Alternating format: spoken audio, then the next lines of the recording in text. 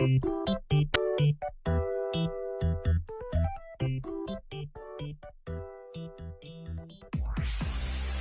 everyone, it's Peach and today is all about Alina. So if you follow me on Tumblr, you'll notice that I did make a post with some more pictures of Alina.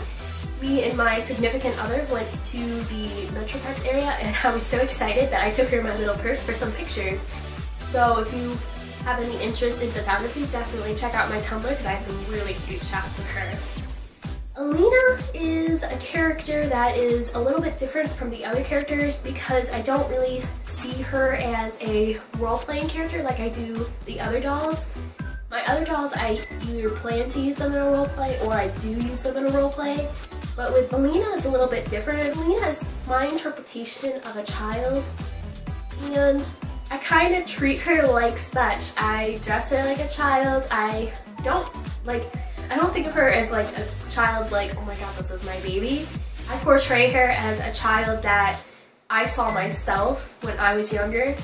I had very dark hair. I was very energetic, run around. I like to play, be very explorational, and also because I was very imaginative. When I was younger, I wouldn't play kickball or softball or any of that. I'd run around and play pretend. So that is the inspiration for Alina. Alina is 8 years old, brown hair and green eyes, and she actually does have a brother who I have yet to get, who is younger than her, so he is 7. And she just really likes to explore and play. She can be a bit curious, so she will get herself into trouble because she's overly curious and always has to see what something is if she doesn't know what it is. So she's always running off. She likes animals, which hence her hat and her little ram, which was actually Tan's ram, but she's claimed it. She's the type that if you saw her from a distance at a park or something, you would definitely think that she was well behaved. She has that kind of aura. While she is curious and gets herself into trouble, she doesn't purposely do bad things. One of her favorite things to do is to play pretend, and because I kind of have this headcanon thing where even though my dolls are all from different stories, when they're, you know, in my room sitting on my shelf, I picture them as just being together, and the person she bothers the most is Evan, because she always wants to be held, she always wants to sit in his lap, and he doesn't really mind, but that is one of the things that she does. She doesn't really have a full sense of world yet. She doesn't get how big the world is, and she doesn't know how dangerous it is. She still has that youthful bliss that everything is safe and everybody's okay to talk to.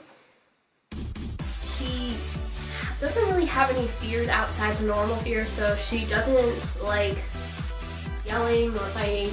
She actually likes bugs, which I know a lot of little girls usually either hate bugs or like bugs, so she likes bugs.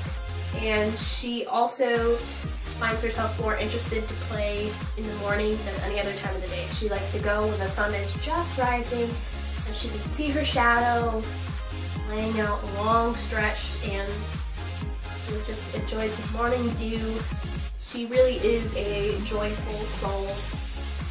And I think one of the reasons why she is carried around me so often is because I can just picture her doing so many things. I can picture her just sitting on tree branches or running around, so I do bring her in places with me. Alina is a bit untraditional compared to my other characters. I really don't have that much of a backstory for her, and the reason that is because I'm still treating it as a day-to-day thing versus my other characters are like frozen in a certain time period. So Evan, I can roleplay him from him being little all the way to him being in his 30s, but his character as a doll is a snapshot of his life when he was in his 20s, so it's easy for me to develop his story.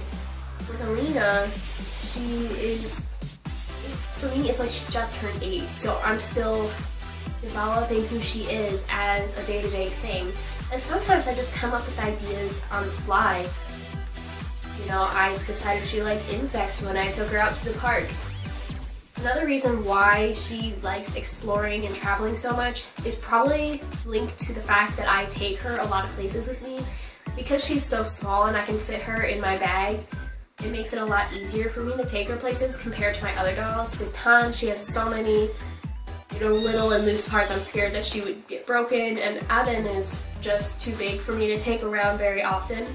So the fact that her size just makes it so much easier to travel and take her places.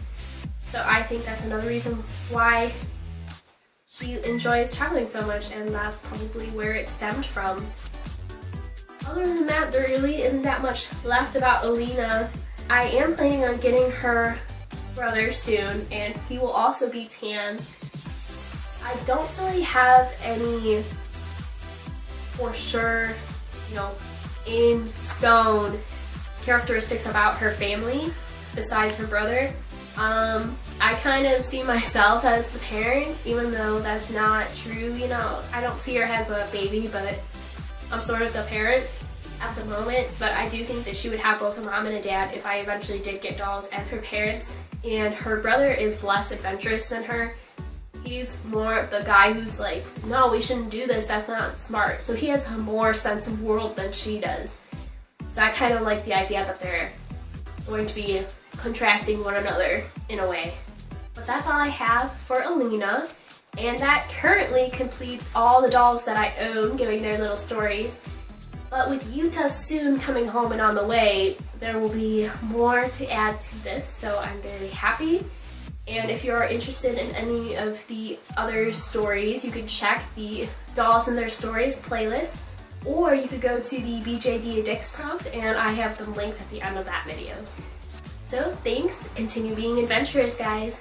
See you!